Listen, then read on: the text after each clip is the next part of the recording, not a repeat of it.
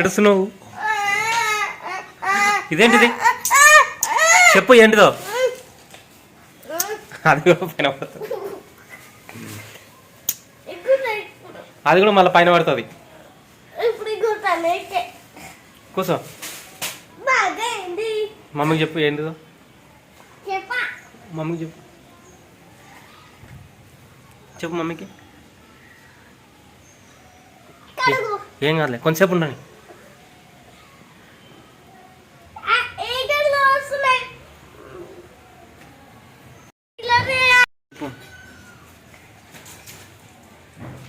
వీనికి ఆల్రెడీ జ్వరం వచ్చింది.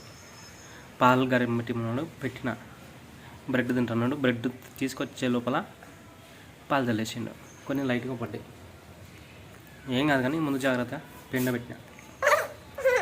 ఏం కాదులే.